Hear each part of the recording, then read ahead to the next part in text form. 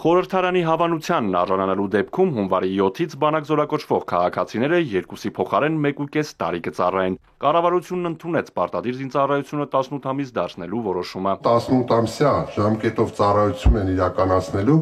25 թվականի ձմեռային զորակոչից սկսած ծառայության ժամկետի կրճատումը չի տարածվելու 2026 թվականի հունվարի 1-ի դրությամբ պարտադիր զինվորական ծառայության մեջ գտնվող քաղաքացիների վրա։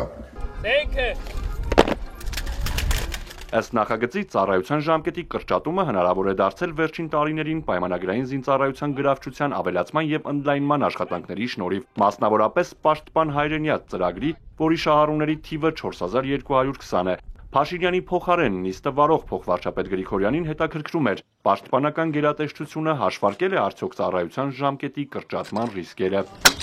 Հիմա 1 տարիներ շարունակ ունեցել ենք հետևյալ ցիկլը 2 տարի 2 զորակոչ տարեկան, եթե չեմ սխալվում, չէ։ Հիմա որ այդ 2 զորակոչը մնում է նույնությամբ մեխանիզմը, բայց ժամկետը դառնում է 1.5 տարի, անցման ժամանակ խզում չենք ունենա, կառավարում եք, չէ, այս հարցը։ Միանշանակ բոլոր ռիսկերը հաշվարկվել են, որևէ խզում տեղի չի ունենա եւ այդ ամբողջ process-ը կկառավարվի շատ սահուն եւ ընթացքը կլինի տեսանելի եւ կարծում եմ որևէ խնդիր չի առաջանա։ Գեղարքունիքի մարզի Ծափաթաղ գյուղում 4-րդ օրն է փնտրում են 3-ամյա Տիգրանին։ Դրոնով, ամենագնացներով, նավակներով ու մարդկային ռեսուրսներով որոնումները արդյունք չեն տալիս։ Տիգրանի հորաքույրը լրատվամիջոցներից մեկին ասել էր, որ փոքրիկի մեծ եղբայրը, որը համր է եւ խաղալիս է եղել Տիգրանի հետ, լոգոպեդի հետ շփման ժամանակ ձեռքը տարել է դեպի պարանոցը։ Լրագրողները Գեղարքունիքի մարզպետից հետաքրքրվում են, նոր վարկած առաջ քաշվել է եւ ինչ էր ուզում ասել համր փոքրիկը։ Ճիշտն ասած, այդ կոկորդի հետ կապված երևի թե օրինակ մեր կողմից ենթադրությունն եղել է այն, որ ինքը չի կարողանում խոսալ, հասկացել է, որ չի կարողանում բացատրի իրենց հարցերին, չի կարողանում ամբողջությամբ պատասխանել, դա է եղել։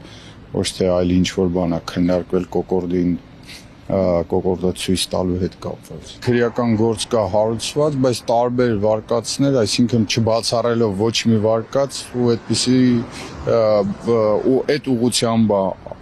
որոնողական աշխատանքներ։ Կիրակի մարզպետը Գեղարքունիքից Արագածոտն կհասնի Հովաննավանքում Ստեփան Ասատրյանի մատուցած պատարագին մասնակցելու։ Ասում է հետը մարդ չի բերելու, քանի որ որևէ մեկին չես կարող ասել, արի գնանք պատարագի մասնակցենք, դա ըստ մարզպետի պետք է ցանկությամբ լինի։ Զուտ ուզում եմ մասնակցեմ այդ պատարագին։ Առաջի անգամը չեմ մասնակցել, երկրորդին ուզում եմ մասնակցել։ Եթե քաղաքում լինեմ, այո։ Հովաննավանքի Կիրակնորյա պատարագին կմասնակցի նաև Արդարադատության նախարարը։ Ասում է, արդեն տեսել է անցած Կիրակի քաղաքացու բերանը փակելով եկեղեցուց դուրս հանելու տեսանյութը, հանցագործության տար չի նկատել։ Տեսել եմ մի պատկեր, որտեղ անվտանգության աշխատակիցները քաղաքացու բերանը փակած նրան փորձում էին X վայրից տեղափոխել Y վայր։ Լսել եք ինչեր է ասել տվյալ քաղաքացին։